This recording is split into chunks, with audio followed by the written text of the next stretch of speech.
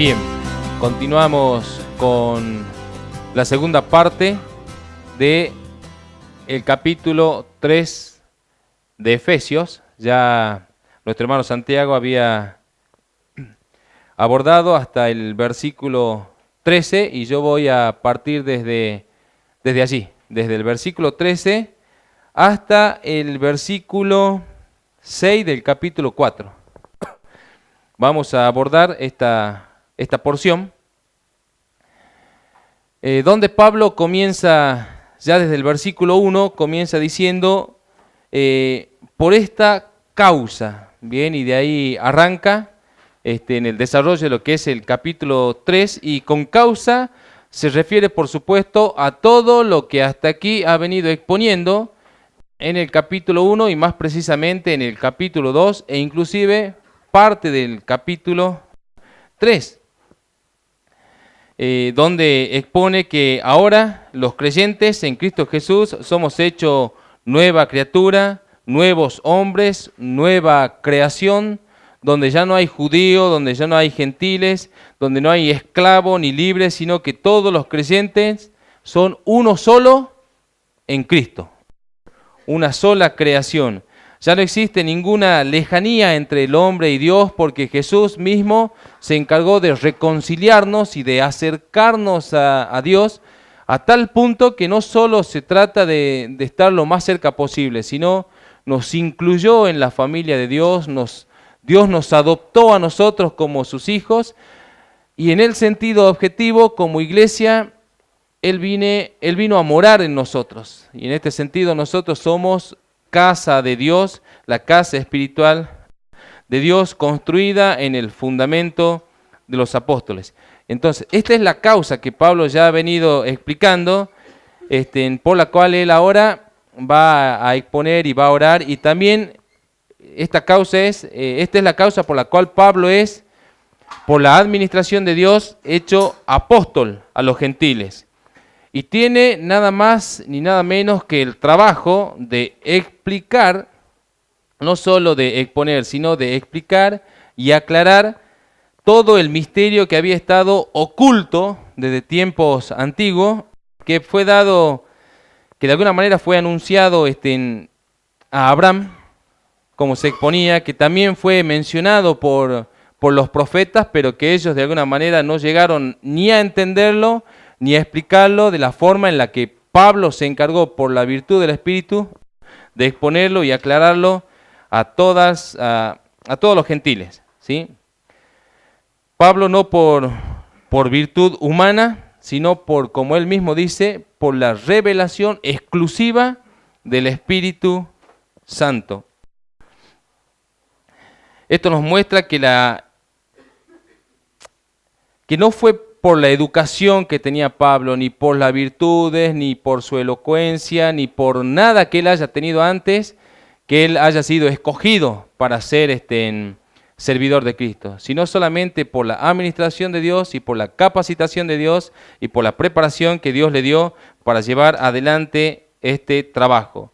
No tenía ninguna influencia, ni su personalidad, ni su posición social, ni su posición política, nada. Todo lo que él mismo era en sí, en la carne, como él se lo dice a los filipenses, lo tuvo por basura, ¿sí? A fin de conocer más a Cristo. Esto en primera instancia nos hace pensar que nadie puede hacerse ministro por sí mismo, sino que todo el asunto dentro de lo que es la iglesia de Cristo es por la designación de Dios, es por el llamado de Dios, es por la capacitación de Dios. Incluso en lo que es la humildad del hombre, por decir de alguna manera, ningún hombre califica para ser realmente o para postularse como servidor de Dios, como ministro de Dios.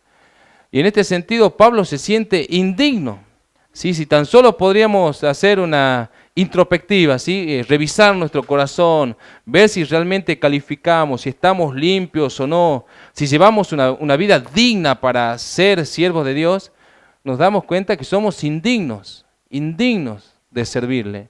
Y bueno, Pablo también en ese sentido, él se siente indigno de tal servicio. no se siente calificado por las virtudes humanas, sino como él mismo se lo escribe a los Corintios. Quiero leerle esta cita, 1 Corintios 15:9. Pablo respecto de sí mismo dice, porque yo soy el más pequeño de los apóstoles, que no soy digno de ser llamado apóstol porque perseguía a la iglesia de Dios, pero por la gracia de Dios soy lo que soy, y su gracia no ha sido en vano para conmigo, antes he trabajado más que todos ellos, pero no yo, sino la gracia de Dios conmigo. ¿Sí? De esta manera Pablo quiere dejarle en claro que él tiene esta comisión y este trabajo de parte de Dios, no porque él haya tenido cierta dignidad de acuerdo a su condición humana, sino tan solo por la administración de Dios. Ahora, todo este misterio, y la verdad que es un misterio revelado, todo lo que expresa la carta a los Efesios, si Pablo no lo hubiera escrito así con tanta precisión, nosotros no hubiéramos llegado a entenderlo. Pero por la gracia de Dios y por la administración de Dios que escogió a Pablo para tal fin, entonces Pablo se encargó de revelar este misterio, tanto para los Efesios como para todos los creyentes hasta el final de la era de la iglesia. Entonces, toda esta sabiduría suprema y excelsa de Dios declarada a la iglesia, ahora Pablo pasa a la otra parte, dice, no es para que quede oculta en la iglesia. Pablo no está explicando y aclarando el misterio a la iglesia para que la iglesia se quede de brazos cruzados y diga, bueno, buenísimo la sabiduría, y quede oculta, sino para que por medio de la iglesia todo este misterio, toda esta sabiduría sea dada a conocer a todos los principados y potestades en los lugares celestiales. Efesios 3:10. ¡Wow! Tamaña tarea que tiene la iglesia y el creyente en sí en este sentido. Y se refiere a las huestes invisibles, ¿sí? Como los ángeles, en este sentido. Como también a las huestes que operan que nosotros no podemos ver con estos ojos, pero entendemos que trabajan y operan también en el aire. Pero sin embargo, yo quiero hacer simplemente una reseña a lo que serían los ángeles. Y en este sentido, hay una cita donde Pablo expresa, por ejemplo, en 1 Corintios 4:9,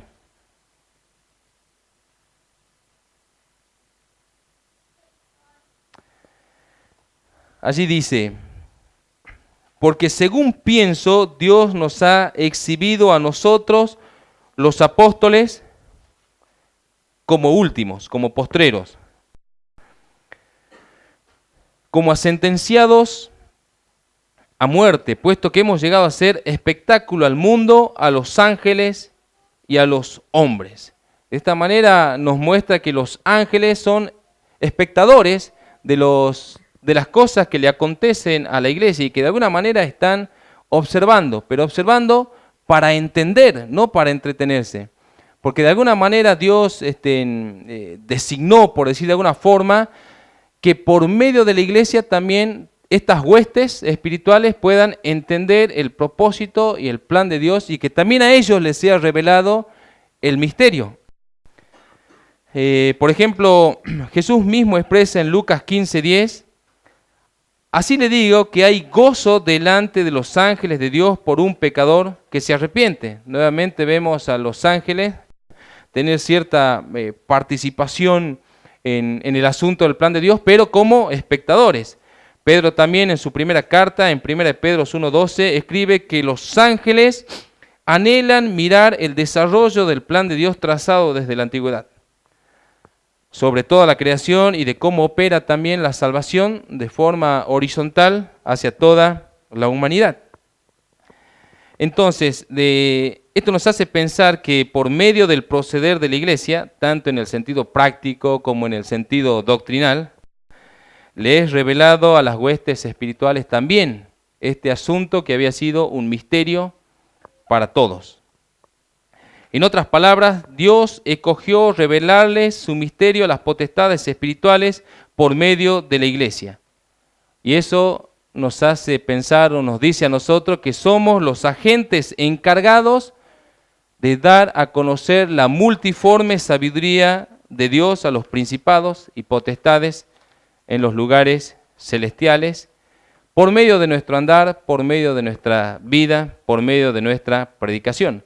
Y yo voy a arrancar desde el versículo 10, casualmente con esto que Pablo les escribe a los Efesios. Efesios 3:10 en adelante dice: para que la multiforme sabiduría de Dios sea ahora dada a conocer por medio de la iglesia a los principados y potestades en los lugares celestiales, conforme al propósito eterno que hizo en Cristo Jesús nuestro Señor, en quien tenemos seguridad y acceso con confianza por medio de la fe en Él, por lo cual pido que no desmayen a causa de mis tribulaciones por ustedes, las cuales son su gloria. Bien, entonces el firme propósito que tiene la iglesia y por el cual puede glorificar a Dios es mediante la manifestación de esta sabiduría. ¿Sí? Vivirla, se refiere a eso. Tener convicción de lo que Pablo ha expresado, del asunto revelado, de poder de alguna manera empoderarnos de esta sabiduría y vivirla.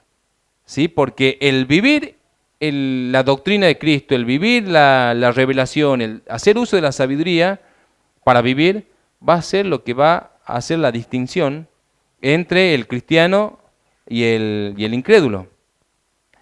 Porque aquí el asunto no se trata de en cuánto yo sé de la Biblia, sino cuánto de Cristo tengo contenido en mi ser, o cuánto de Cristo habita en mí. Porque si Cristo gobierna enteramente mi vida, es obvio que mi vida va a seguir el carril de la senda angosta y va a tener una amplia diferencia con el carril ancho, que es el camino de los incrédulos.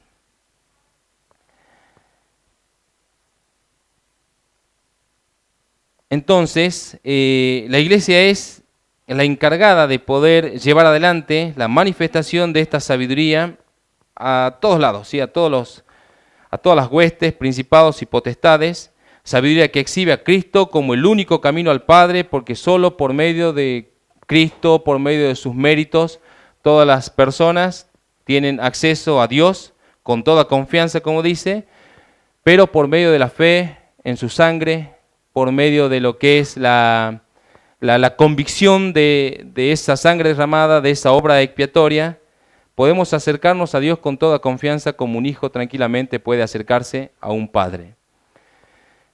Y desde el versículo 14 en adelante Pablo dice: por esta causa, nuevamente, doblo mis rodillas ante el Padre de nuestro Señor Jesús, el Cristo, de quien toma nombre toda familia en los cielos y en la tierra, para que les dé, conforme a las riquezas de su gloria, el ser fortalecidos con poder en el hombre interior por su espíritu.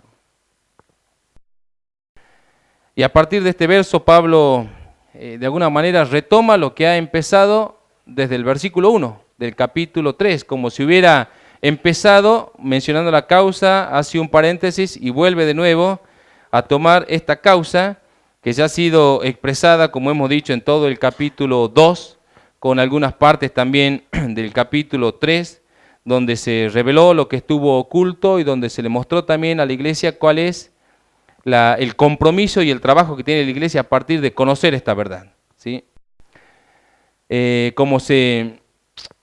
Recuerdo que una vez un hermano me dice, conocer una verdad es una responsabilidad, ¿sí? A veces te sería mejor no conocerla que conociéndola, ocultarla.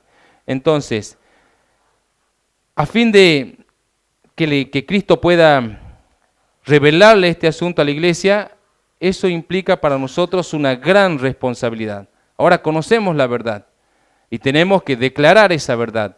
No podemos ocultar o tapar la verdad, sino tenemos que vivir la verdad, expresar la verdad, creer la verdad y vivir en torno a esta verdad. Eso es una responsabilidad. Como solía utilizar un ejemplo hace mucho tiempo en algunas predicaciones, si yo me entero que el agua potable de mi barrio ha sido contaminada con un veneno mortal, y yo lo sé, yo no me puedo quedar callado con esa verdad. Yo tengo que salir a declararlo.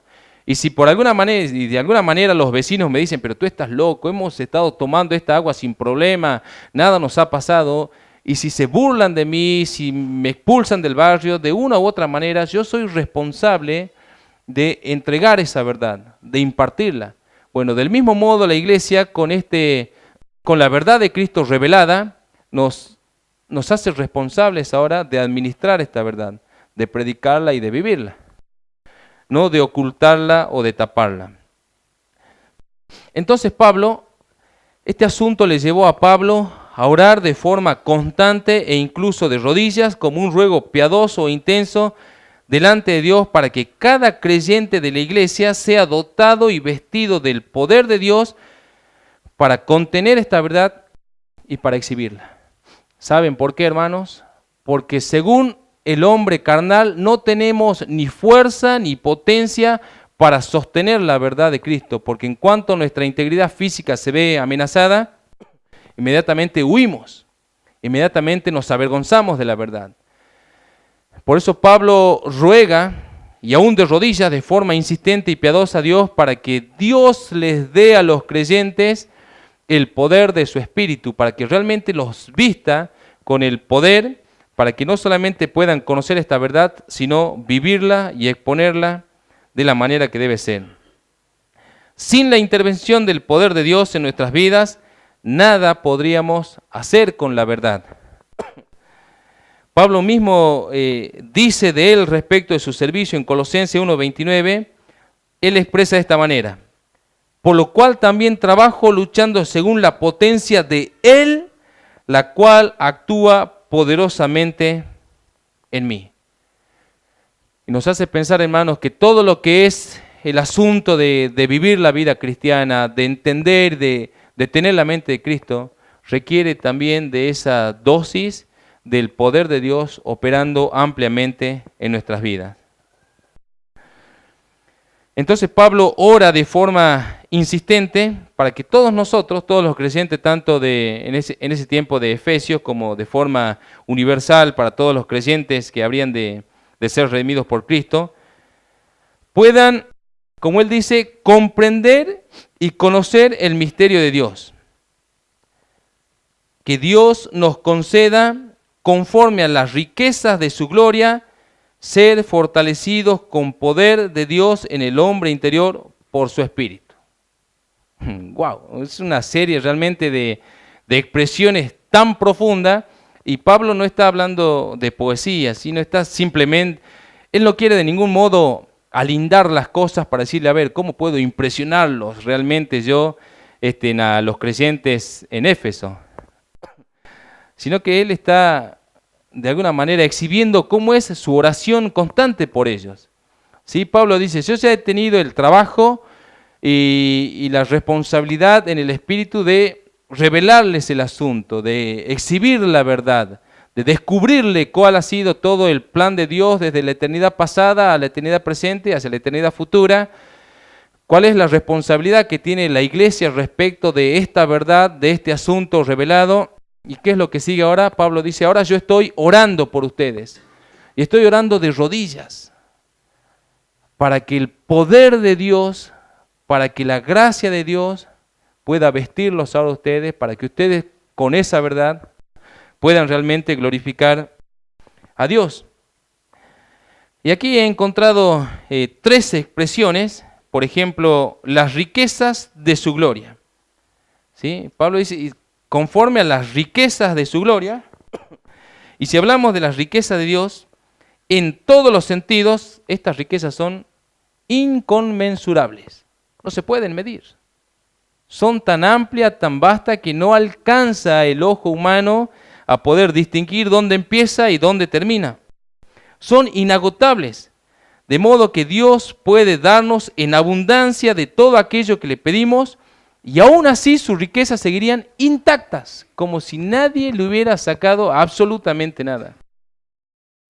Es como leí en una ocasión en un libro respecto de que si una hormiga fuera al granero de un granjero y empezara a llevarse, no sé, granos a su hormiguero, para todas las hormigas, todo lo que pudiera sacar en abundancia la hormiga no afectaría absolutamente en nada o casi en nada a la riqueza del granero o a los hilos.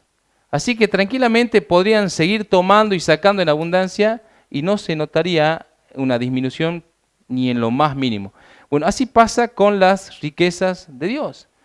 Si no son limitadas para nosotros, no son limitadas para los hijos, podemos tener acceso con confianza, podemos pedirle a Dios que nos provea de su mente, de su sabiduría, de su entendimiento, y Él lo puede hacer en abundancia. Pero aquí Pablo no está pidiendo riquezas materiales, ¿sí? Para que algún por ahí pentecostal diga, wow, aquí empiezo con mi oración constante por la camioneta. No, sino que está diciendo también las riquezas de su gloria. Y este asunto nos habla de las riquezas de la naturaleza de Dios. ¿En qué sentido? Él va a tomar de sí mismo para darnos de su virtud, de su mente, de su corazón, para poder vestirnos de su poder. Y la otra expresión también, la segunda que se destaca, es ser fortalecidos con poder. Y no se trata de un poder para hacer señales milagrosas, grandes oraciones, cosas que tengan que ver según la carne, ni tampoco es un poder selectivo, un poder para los ministros, un poder para los, no sé, para los diáconos, cosas así. Sino es el poder otorgado a todos los creyentes. No hay en este sentido ni distinción ni barreras. Pero se trata más específicamente del poder de la obediencia. Que Dios pueda por su Espíritu vestirnos de las virtudes de Dios con su corazón, con su mente, con su gracia, con su carácter, y que nos dé ese poder para poder someternos a su señorío y para poder obedecerle y ser para Él enteramente esa clase de siervos que se deleitan en su voluntad, que pueden vivir por fe, que pueden someterse a esa constante disciplina de oración, de lectura y crecer en Cristo. Y la otra expresión es en el hombre interior.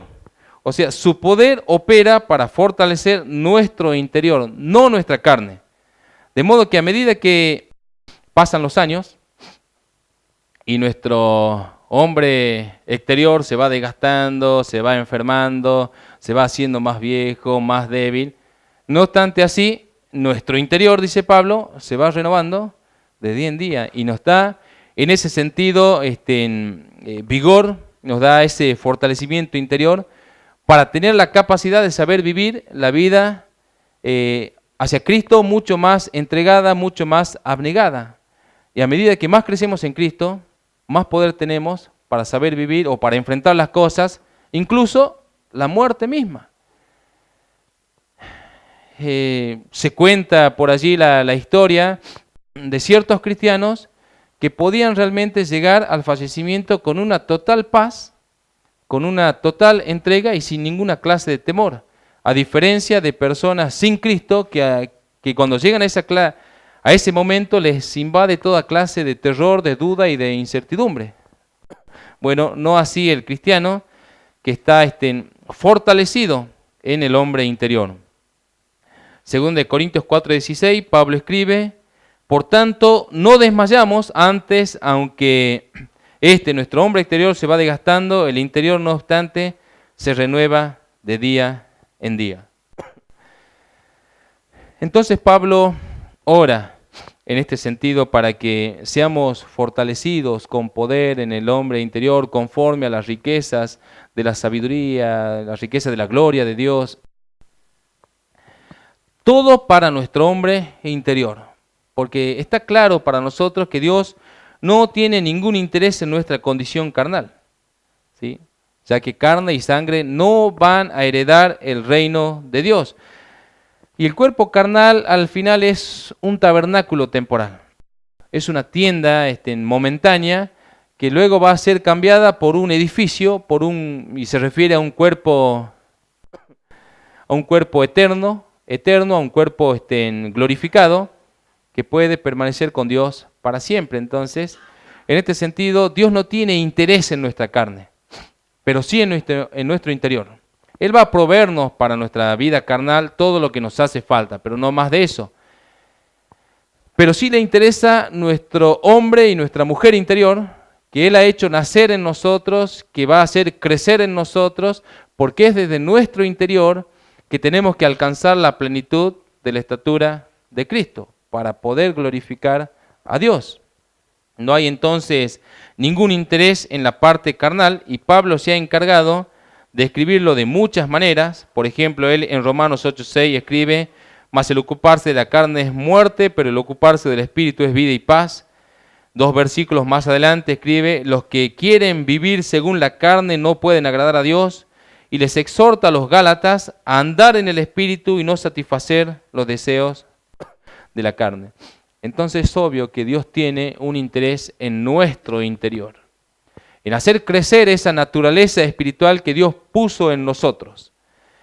No llegamos a estar maduros de la noche a la mañana, eso es obvio. Nos ha costado tanto suplir para esta carne, administrar esta carne, capacitarla, darle comida, gimnasio, educación, para llegar a ser lo que somos.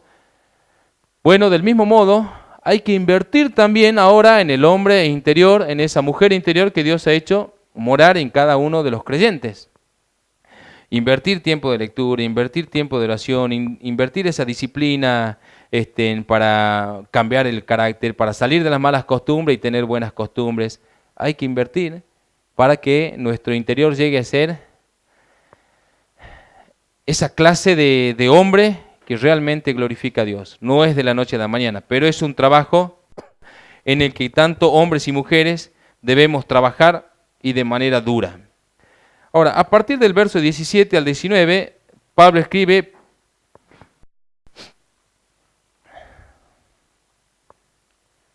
una vez que ha mencionado que Él ora para que Cristo nos dé, conforme a la riqueza de su gloria, el ser fortalecidos con poder en el hombre interior por su Espíritu, verso 17, para que habite Cristo por la fe en sus corazones, a fin de que arraigados y cimentados en amor, sean plenamente capaces de comprender con todos los santos cuál sea la anchura, la longitud, la profundidad y la altura, y de conocer el amor de Cristo, que excede a todo conocimiento, para que sean llenos de toda la plenitud de Dios.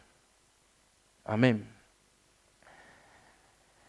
Entonces, todo este pedido de fortalecimiento con poder en el hombre interior por su Espíritu que Pablo hace en los versículos anteriores a favor de los creyentes, es para que finalmente Cristo more en nosotros, no como un visitante temporal, que viene un tiempo y se va y que luego quiere visitarnos de nuevo, sino de manera permanente, arraigados en nosotros, como parte de nosotros.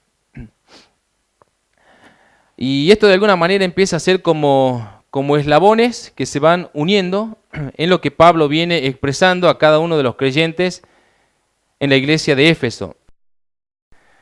Ya les ha mencionado la causa, ya les ha revelado el misterio oculto, ya les ha mostrado la responsabilidad que tiene la iglesia. Ahora dice: ahora estoy orando para que ustedes sean fortalecidos con poder, para que puedan vivir esa sabiduría, alcanzarla, aplicarla, degustarla.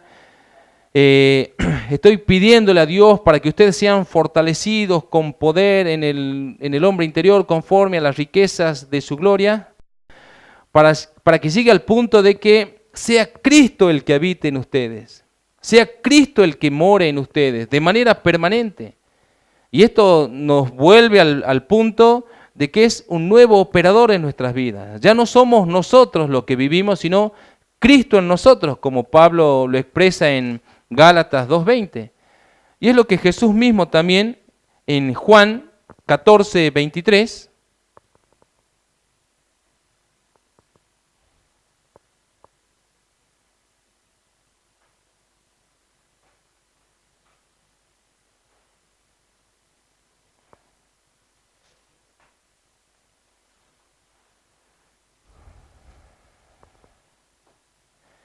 expresa de esta manera: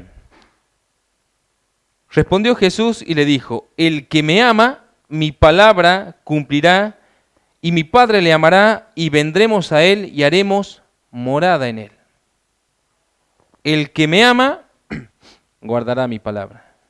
El que me ama, caminará con Cristo, tendrá esa disciplina, lo buscará en oración, lo buscará detrás de la lectura, lo buscará en el andar diario. Y dice Jesús mismo, vendremos y haremos morada en él.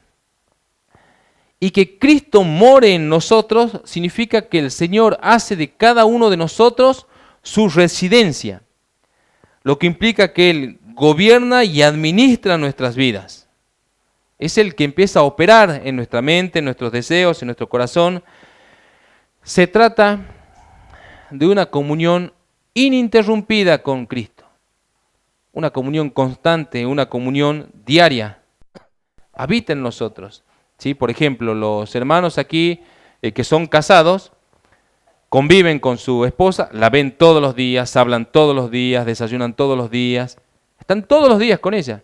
Bueno, en el mismo sentido, pero espiritual con Cristo, que Él mora en nosotros significa que todo el día nosotros estamos con Cristo.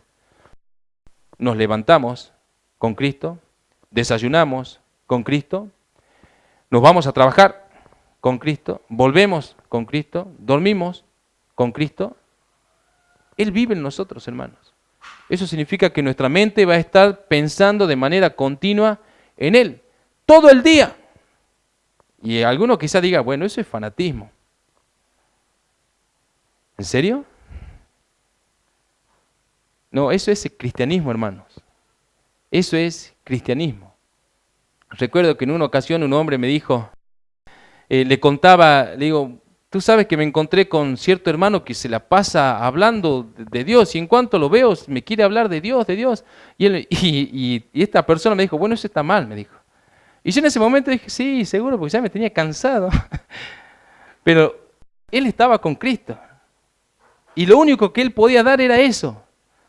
En el mismo sentido, nosotros, si Cristo mora en nosotros, nosotros vamos a estar y andar con Cristo todo el día, todo el tiempo. Y el resultado de tal convivencia con Cristo no es una intelectualidad bíblica, aunque hace falta, digamos, conocer las Escrituras. Pero la evidencia es el amor. ¿Cómo nos damos cuenta en hechos concretos que un hermano camina con Cristo? Por medio del amor. Por medio del amor de Cristo. Como Pablo escribe, somos cimentados y arraigados en el amor. Y en este sentido, en lo práctico, no hace falta aclarar, porque ya lo hemos dicho muchas veces, el amor de Cristo no es sentimiento, no es ni siquiera ayuda social. Todas esas partes son condimentos, por decir de alguna forma, del verdadero amor.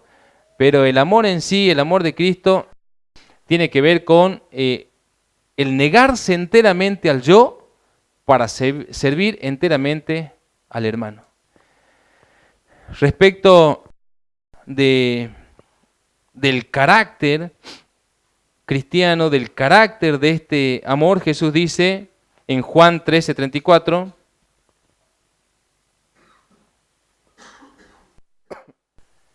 respecto de cómo debería ser el carácter cristiano, Juan 13:34, Jesús dice, un mandamiento nuevo les doy, que se amen unos a otros.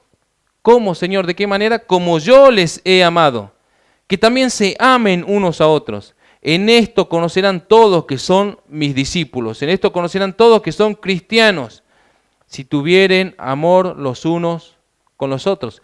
¿Cómo es el carácter de ese amor? Bueno, Pablo escribe en 1 Corintios 13:4, el amor es sufrido, a la vez es benigno y a la vez no tiene envidia, no es jactancioso, no se envanece, no hace nada indebido, no busca lo suyo propio, no se irrita, no guarda rencor, no se goza de la injusticia, mas se goza de toda verdad. Todo lo sufre, todo lo cree, todo lo espera, todo lo soporta. Y la realidad de ese amor es lo que Juan expresa en 1 Juan 4:7. Amados, amémonos unos a otros, porque el amor es de Dios. Todo aquel que ama a Dios es nacido de Dios y conoce a Dios. Todo aquel que ama es nacido de Dios y conoce a Dios. El que no ama no ha conocido a Dios, porque Dios es amor. Versículo 20 de 1 Juan 4 dice: si alguno dice yo amo a Dios y aborrece a su hermano, es mentiroso. Pues el que no ama a su hermano a quien ha visto, ¿cómo puede amar a Dios a quien no ha visto? Y nosotros tenemos este mandamiento de él: el que ama a Dios, ame también a su hermano. ¿Sí? Con esto quiero mostrar que si Cristo mora en nosotros, amar va a ser algo totalmente natural para nosotros, no fingido, natural.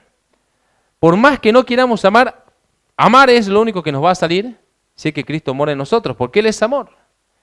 A diferencia de la vida religiosa, que es una vida fingida.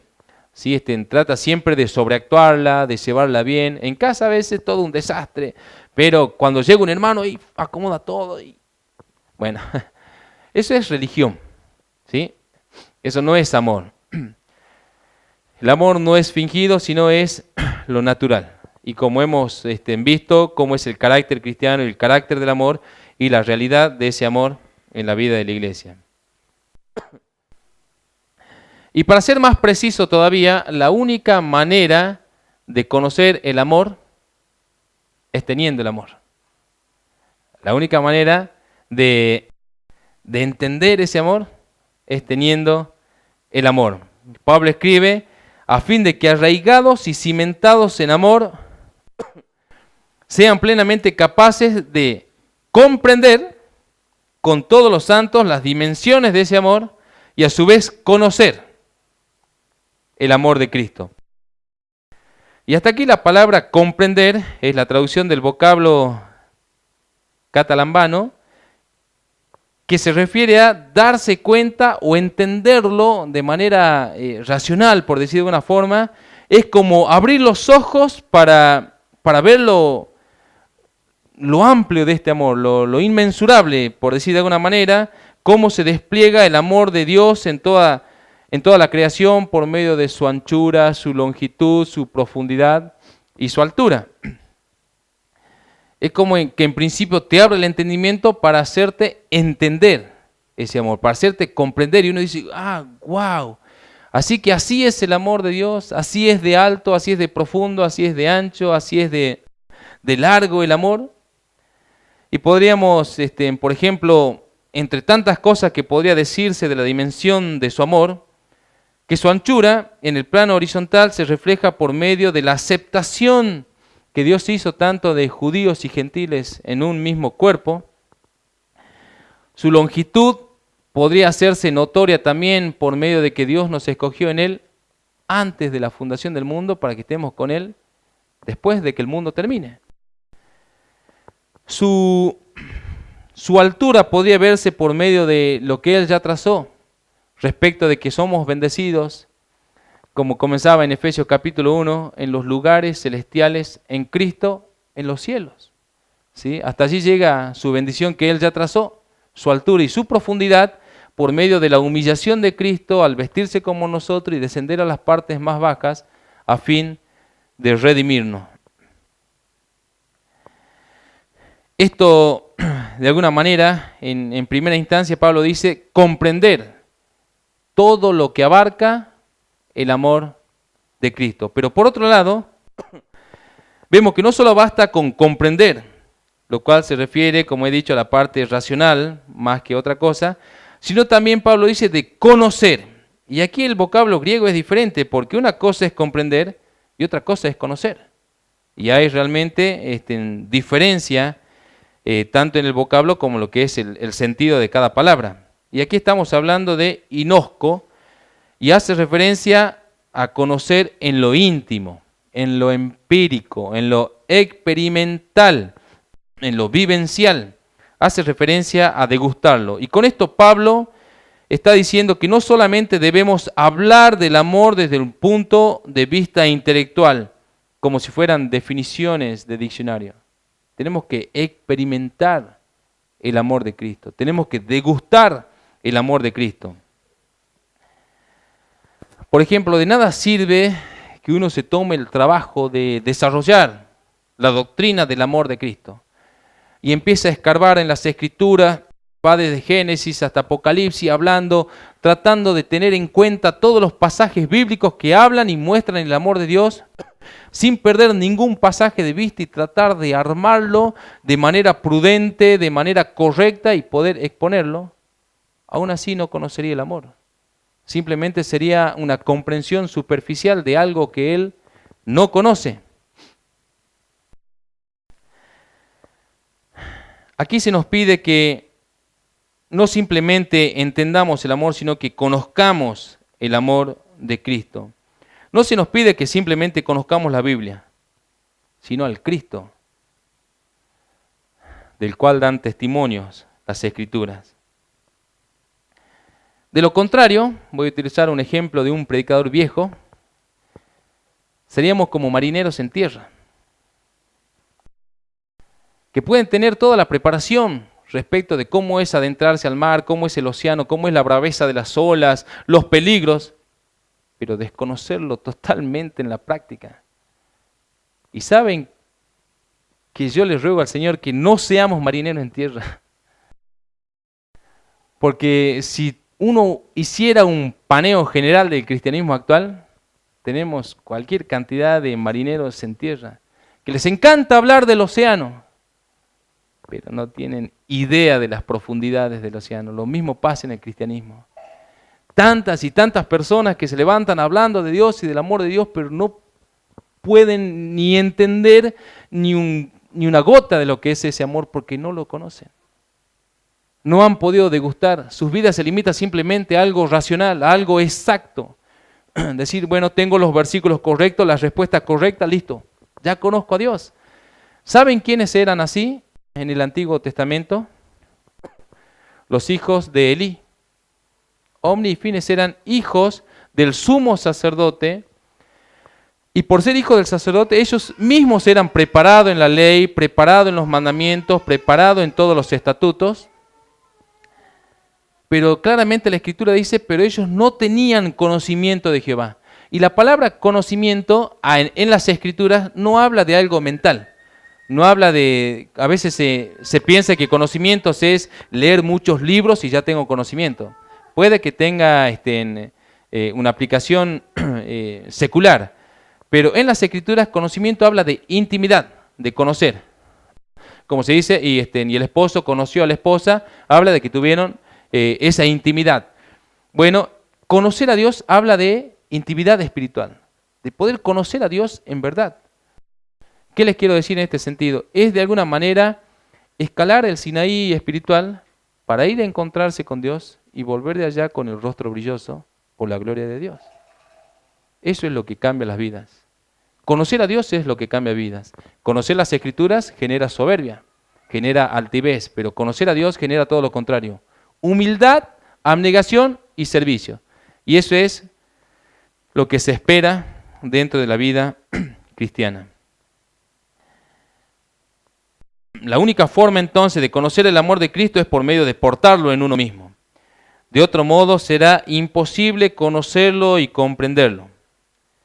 Pablo dice que el conocimiento de este amor escapa totalmente al conocimiento humano, dando a entender que por virtudes humanas nadie va a poder entender a Dios ni el amor de Dios, a menos que Dios lo revele.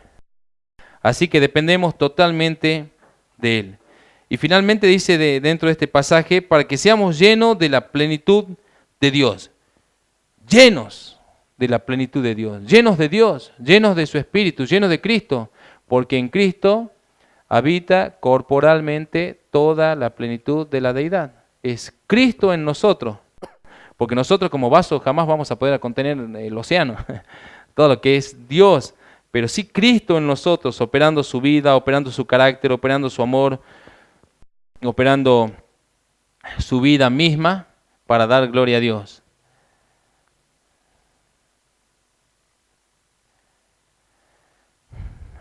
Entonces, estar llenos de Dios es ser dominados por Él. Estar lleno de Cristo es ser dominados por Cristo. Estar lleno del Espíritu Santo es ser dominados por el Espíritu Santo. Verso 20-21 cerrando el capítulo 3.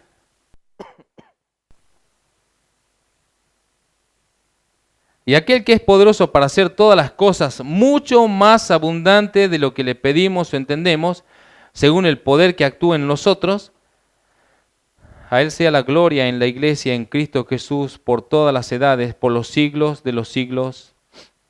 Amén.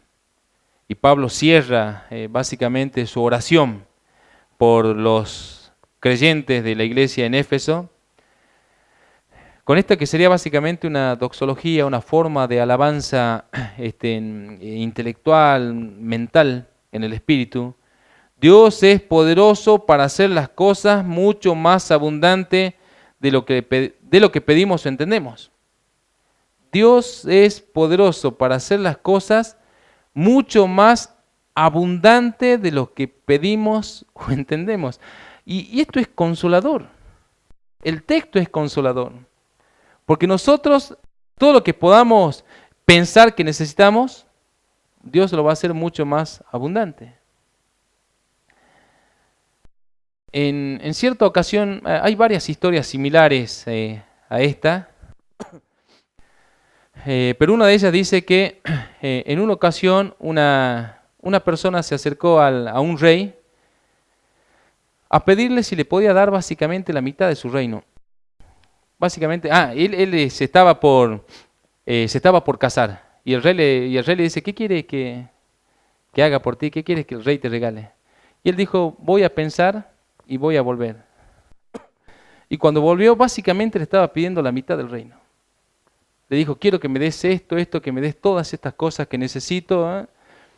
Y dice que el rey se sentó, pensó y dijo, tu petición me honra en gran manera. Porque no solo me haces ver a mí como un rey bueno y dadivoso, sino que ves en mí la capacidad de que yo puedo darte todas esas cosas y que no te las voy a mezquinar. Y se las concedió todas. Porque de alguna manera, detrás de esa solicitud, el rey era honrado como una persona que tenía la capacidad de poder darle a los otros todo lo que podían necesitar. Bueno, ¿cuánto más Cristo, de manera abundante, no nos va a dar a nosotros todo lo que necesitamos para vivir la vida cristiana en todos los sentidos, desde lo físico hasta lo espiritual? ¿Qué es la parte que nos toca a nosotros? Tener la convicción y pedirle. Y ser constantes en esa solicitud delante de Dios. En paz me acostaré y así mismo dormiré, porque solo tú, Jehová, me haces vivir confiado, escribe el salmista.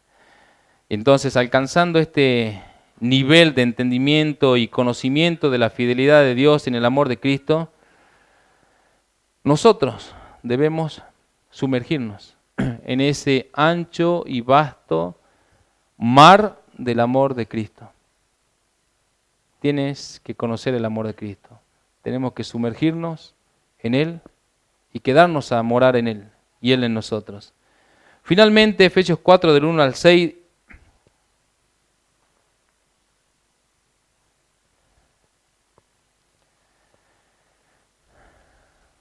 yo, por lo tanto, preso en el Señor, les ruego que anden como es digno de la vocación con que fueron llamados, con toda humildad y mansedumbre, soportándose con paciencia los unos a los otros en amor, solícitos en guardar la unidad del Espíritu en el vínculo de la paz, un cuerpo y un espíritu, como fueron también llamados en una misma esperanza de su vocación, un Señor, una fe, un bautismo, un Dios y Padre de todos, el cual es sobre todos y por todos y en todos.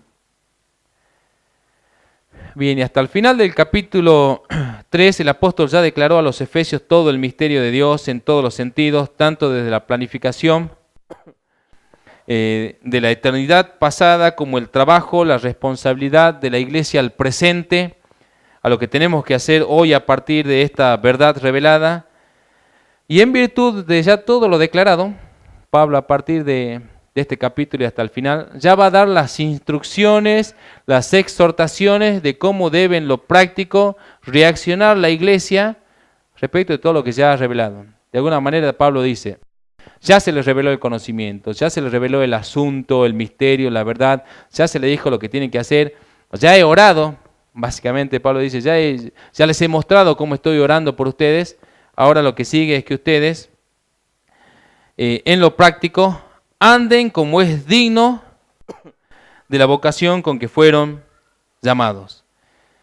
Si entendemos cuál es ya nuestra posición en Cristo, no es para que nos autoexaltemos, dice Pablo, sino para que vivamos de manera piadosa, de manera humilde, en beneficio de unos y otros, en amor.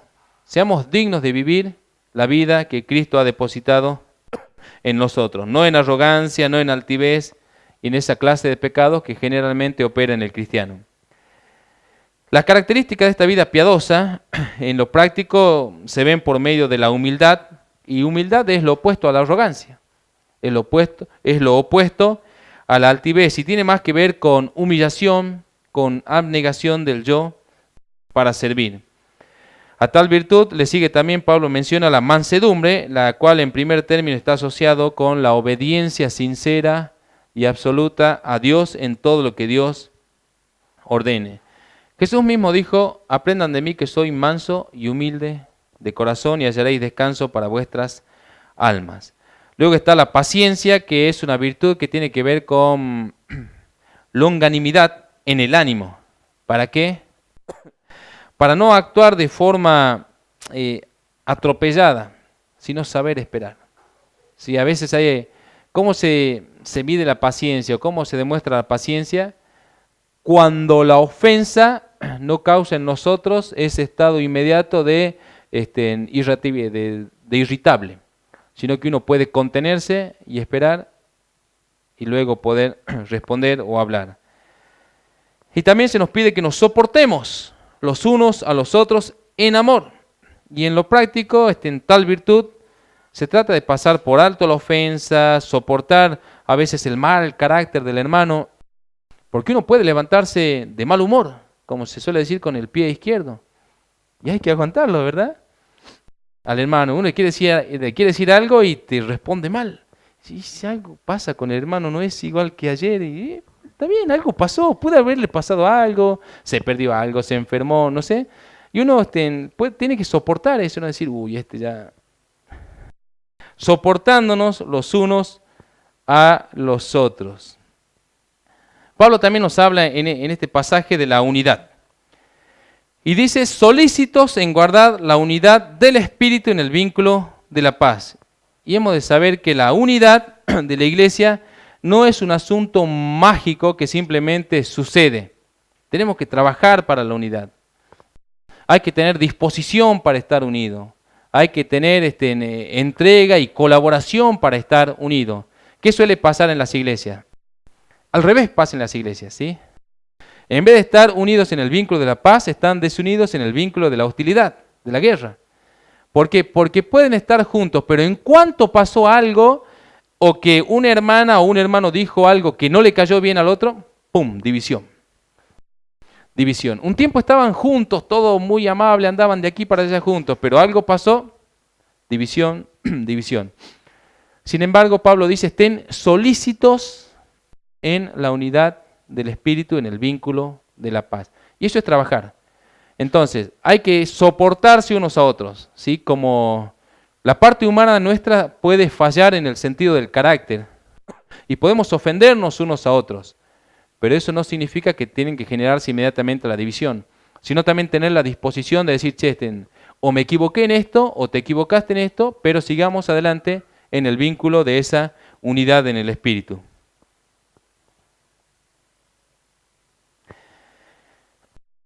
Eso es lo que Dios espera, eso es lo que Jesús en su última oración, en que relata Juan básicamente en los 3 capítulos del último momento de Jesús con sus discípulos, él básicamente ora para que sus discípulos sean unidos, así como dice, yo con mi Padre somos uno, y también dice por lo que han de creer por la palabra de ellos, refiriéndose a nosotros, para que también ellos sean uno en nosotros, como tú, oh Padre mío, yo en ti, que ellos también sean perfectos, dice, en unidad. Si tenemos que ver una oración de nuestro sumo sacerdote, que es Cristo, ¿cómo oraba Cristo por nosotros? Por la unidad. Para que seamos perfectos en unidad. No simplemente una unidad inestable, frágil, temporal. Perfectos en unidad. ¿Cómo puede manifestarse realmente ese carácter, esa vida cristiana? Por medio de la unidad. Y es algo que hace falta predicarlo, sostenerlo y trabajarlo, ¿sí? Ya les dije, no es algo mágico. No se puede esperar a que nuestro carácter o nuestro corazón sienta deseos de estar juntos.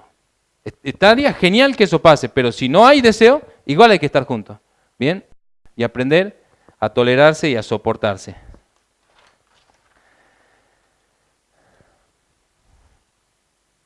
Y finalmente ilustra la unidad de tal manera que debemos ser un solo cuerpo, un solo espíritu. No hay barreras, ni raciales, ni culturales, ni económicas, ni temperamentales, ni idiomáticas. No nos separamos en grupo, quién tiene más plata o quién hace esto, o en profesiones. La unidad opera en todos los ámbitos, en todos los sentidos. Debemos ser un solo cuerpo con un solo espíritu. Un solo espíritu. No existe el espíritu pentecostal, el espíritu bautista, el espíritu libre, el espíritu metodista. No, es el Espíritu de Dios que trabaja y genera la unidad. Y tenemos una sola promesa. Del mismo modo también dice que hay un solo Señor, la cual es el Señor Jesús. No hay varios señores ni versiones del Señor Jesús para las diferentes religiones. Jesús es uno solo y es Señor sobre todos. Pablo escribe en 1 Corintios 8:5, pues aunque haya algunos que se llamen dioses, sea en el cielo o en la tierra, como hay muchos dioses y muchos señores, para nosotros, sin embargo, solo hay un Dios, el Padre, del cual proceden todas las cosas, y nosotros somos para Él, y un Señor, Jesús el Cristo, por medio del cual son todas las cosas, y nosotros por medio de Él. También hay una sola fe, no hay varias fe, sino una sola fe la que nos lleva a Cristo, la que nos lleva a creer en Cristo, a tener fe en la sangre expiatoria y también a tener certeza y convicción de lo que por ahora no vemos, pero con paciencia lo aguardamos. También hay un solo bautismo que tiene que ver, todo esto hablando de la unidad, Pablo está haciendo ya finalmente ilustrando cómo es la unidad, todo es uno, un solo bautismo que tiene que ver con aquello que tipifica nuestra muerte y resurrección en Cristo a una nueva vida, a un nuevo reino, con nuevas costumbres, con nuevas leyes, con nuevo corazón. Y por último, un solo Dios soberano y Padre de todos, o sea, un creador de todos. Por ende, Él es el que obra en nosotros el amor. Por ejemplo, Él nos ha creado, Él nos ha amado, Él nos ha salvado, Él nos ha adoptado, Él nos controla, Él nos sustenta, Él nos bendice. Él es en nosotros, en todo y por todos, para que todo sea por Él. Bien, y hasta aquí llega lo que es la exposición de este mensaje. Y quiero de alguna manera concluir del mismo modo que Pablo expresa en su oración. Pablo encuentra una necesidad puntual de orar de manera pasional, por decir de alguna forma, por los corintios, de rodillas. Pablo dice, yo estoy doblando mis rodillas por ustedes. Y nosotros del mismo modo, en este sentido, entendiendo la verdad, entendiendo el Evangelio, la revelación de Cristo, ¿qué nos queda? Sino también, del mismo modo, recurrir a Dios en oración, doblar nuestras rodillas y decirle, Señor, te ruego que me acerques a ti, que me sumerjas en ti para que pueda conocerte y entenderte de la misma manera que tú te has dado a conocer a otros. También yo quiero conocerte así y vivir el resto de mis años y de mi vida para ti. No simplemente conocer de manera intelectual las doctrinas de Cristo, las Escrituras, sino de manera empírica, ¿sí? De manera íntima. Poder llevar el sello del Espíritu de Cristo en nuestros corazones y vivirlo de esa manera. Se puede conocer en lo práctico toda la Biblia, pero no conocer al Dios de la Biblia. Y como he dicho hace rato, ¿cuántos marineros en tierra hay dentro de las iglesias que se pasan todo el tiempo hablando del océano, pero jamás conocieron el océano? No tuvieron la oportunidad, o también a lo mejor les aterra el océano. Hay muchos cristianos que pueden hablar de entregarse a Dios, pero por dentro probablemente les aterra confiar en Dios, les aterra descansar en aquella promesa que Jesús dijo, así como los pájaros son administrados y atendidas las necesidades de ellos, de los animalitos por Dios, así también Él va a proveer, y a veces uno no quiere descansar en eso. De alguna manera quiere buscar y rebuscar y decir, no, probablemente nunca venga o no suceda, pero hay que sumergirse en el Espíritu Santo. Hay que sumergirse en Dios, hay que sumergirse en este vasto océano del amor de Dios. Y por último, hay una ilustración que ya la mencioné, que también me gusta mucho, que se trata de, hay que escalar ese Sinaí espiritual. Hay que ir a encontrarse con Dios. Hay que conocer a Dios. Y hay que bajar de esa montaña con el rostro brillando de la gloria de Cristo en nosotros. ¿Para qué? Para poder servir, así como cuando Moisés bajó con el rostro brilloso, pudo servir y Dios le pudo mostrar los planos de todas las cosas que Él quería hacer con su pueblo, así también nosotros, una vez que podemos entender y conocer a Dios, podemos de alguna manera estar capacitados para poder servir eficazmente según la potencia de Él, la cual actúa poderosamente en los cristianos fieles que sirven en la iglesia. La paz del Señor, hermano.